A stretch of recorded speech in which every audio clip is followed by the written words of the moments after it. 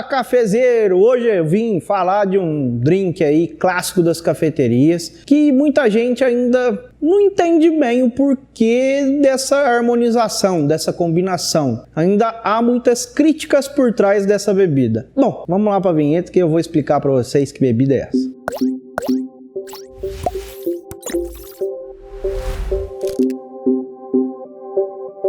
Esse drink que eu vim falar hoje é o cappuccino. Eu disse que ele é um pouco, ninguém entende ele direito, porque no Brasil ele passou por várias modificações. Hoje existe um pozinho na indústria que é chamado de cappuccino, que basicamente nesse pozinho tem açúcar, tem canela, tem várias outras coisas na composição dele e muitas das vezes na receita pede para acrescentar café. Então isso ficou muito subentendido no mercado de cafeteria no Brasil e muitas cafeterias vendem esse produto como cappuccino. O meu ponto de crítica é que existe um clássico que nasceu lá na Itália, segundo a lenda, nasceu por volta do século XVI, XVII, que foi na época da expansão do islamismo e aonde, eu diria, os soldados italianos, toda a força italiana conseguiu inibir a entrada desse exército na Itália e nesse recuo eles deixaram várias sacas de café para trás, porque durante aquele período de guerra era comum o consumo de café, até mesmo para ficar enérgico. E os italianos foram lá e pegaram essas sacas de café e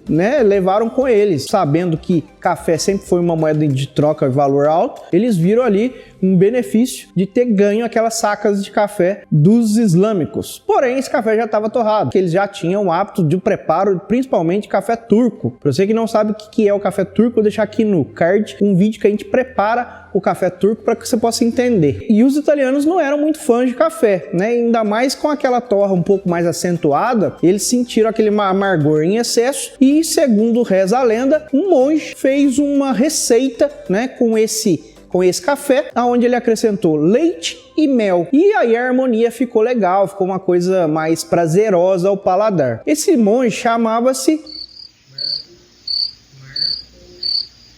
Alguns momentos depois... 2000 anos depois... De Nino. Uma eternidade depois... Marco Daviano? Passou tanto tempo que o velho narrador cansou de esperar e tiveram de chamar um novo. Esse monge chamava-se Marco Daviano. E a partir dessa mistura que ele criou, foi batizado então esse clássico que a gente conhece nas cafeterias como cappuccino, em menção à congregação que esse monge participava, que era a congregação... Aguarde, por favor. De monges franciscanos, o qual na vestimenta eles usavam um roupão, aquele roupão de monge, com um capuz. E aí foi batizado como cappuccino, porque o caput vem de capuz e o ino vem de pequeno, que é o diminutivo da palavra. Então olha para vocês verem, a receita original, segundo a lenda, vale ressaltar que é uma lenda, um ingrediente que não é composto o cappuccino hoje seria mel. Ao longo do tempo, os próprios baristas da Itália foram aprimorando a técnica e perceberam que com o auxílio de uma máquina de expresso conseguia-se uma textura e uma doçura que não era comum no leite normal, e começaram a harmonizar isso a cafés expresso, que tem essa pegada de ser um pouco mais concentrado, não mais amargo, mas sim concentrado. E aí chegamos nessa harmonização que é conhecida hoje nas cafeterias, de café especial, como cappuccino clássico italiano, que nada mais é que o leite bem vaporizado na temperatura ideal para que todas as características de doçura sobressaiam e um expresso bem extraído, que o propósito é minimizar o amargor, através de vários processos que seguem ali as regras do expresso e alavancar as características daquele café, corpo, doçura, enfim. E aí quando você harmoniza os dois, você tem uma combinação perfeita aí desses dois ingredientes. E reza a lenda que o cappuccino clássico, para ser apresentado, ele não necessariamente precisa de desenho. Ele precisa ter uma alusão ali de um marrom ao redor e uma mancha branca no centro para representar esse capuz, Então a gente tem que criar essa composição. Então não precisa ficar preocupado com o desenho em um cappuccino. Obviamente que com o tempo você pode desenvolver a técnica de latte art para compor o seu cappuccino na sua cafeteria, no seu dia a dia, enfim. Mas no primeiro momento, o que é básico em um cappuccino é que ele seja cremoso e tenha essa alusão aí de uma mancha branca com um café ao redor, e a mancha representa o capuz do monge. Vou fazer aqui, inclusive, usando uma xícara transparente para que vocês possam perceber o quanto o cappuccino tem que ser cremoso. Então vamos lá fazer o nosso cappuccino. Primeiro vamos extrair aqui um expresso.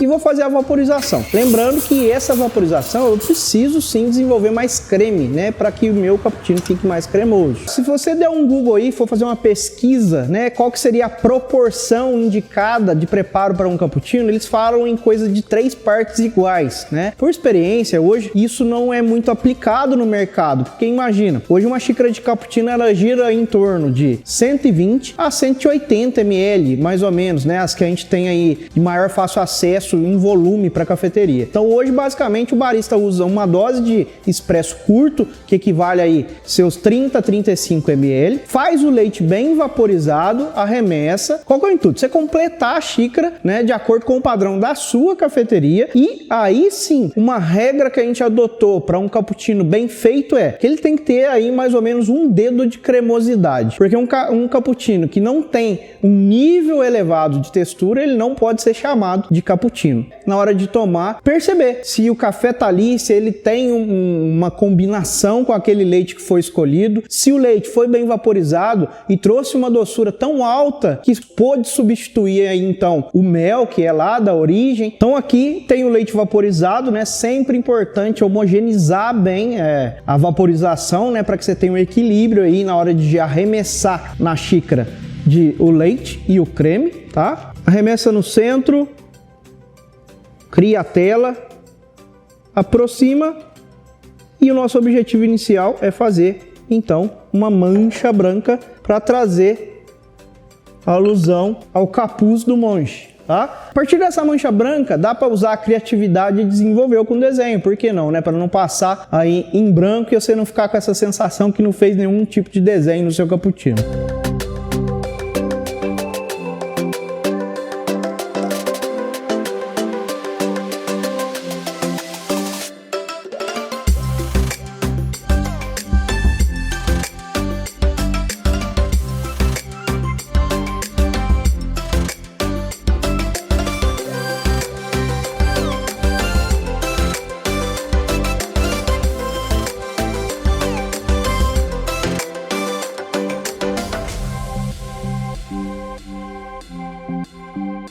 Então, para você que ainda está em dúvida aí de como preparar um cappuccino em casa, né, como deixar o leite cremoso em casa, você tem algumas opções hoje. Uma é o próprio espumador da Presca que está aqui, ó. Ou, quem sabe, até uma cremeira, que é esse equipamento que parece uma prensa francesa, ou até mesmo um mixer de leite que eu usei lá no dia que eu fiz latte art, né, lá em casa. Vou deixar aqui no card para que vocês possam também entender como funciona esse equipamento. Ou, por que não, ter um equipamento automatizado que você possa fazer o cappuccino na sua casa com mais comodidade, que é o caso desse equipamento da Nespresso aqui, que chama Barista. Então você tem várias opções aí para deixar o leite cremoso em casa e não tem desculpa de não fazer o cappuccino aí na sua casa. E agora chegou a hora de provar.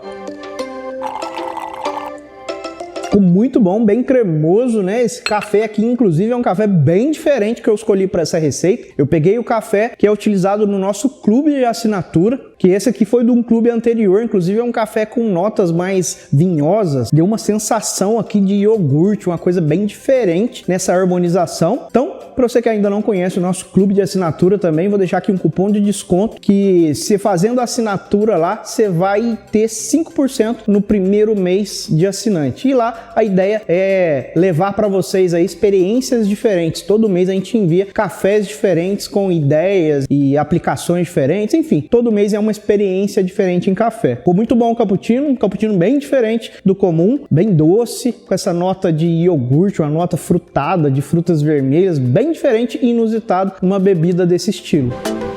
Eu queria muito vir aqui com esse vídeo porque quebrar esse paradigma aí do que é o cappuccino, né, e mostrar para vocês visualmente aqui a importância do creme, porque eu vou em muita cafeteria que às vezes até tem, né, o cappuccino clássico italiano, porém o barista erra muitas vezes na textura, né, e a textura é importante não só por uma questão de paladar, né, que é uma das mais importantes de perceber a textura no paladar, e tem também uma ideia de que o creme bem desenvolvido em cima, ele é uma proteção para o líquido embaixo. Então isso ajuda, inclusive, a preservar a temperatura da bebida quando bem feito, né? Sem falar que não derrama, né? Normalmente o cappuccino, ele fica tão cremoso que ele chega a sair da xícara um pouquinho e nem por isso ele derrama ao carregar uma bandeja. Então, para comprovar para você que a importância do creme do cappuccino, assiste aqui o nosso vídeo do Flat White, que é uma outra bebida aí com leite, porque nesse vídeo eu conto a história de que as pessoas não gostavam desse creme e o objetivo da criação lá foi eliminar o creme da bebida. Então, assim, existem várias outras composições de uma mesma técnica, né, de um mesmo formato, que é café e leite vaporizado, que não são cappuccino. Então toma cuidado para você não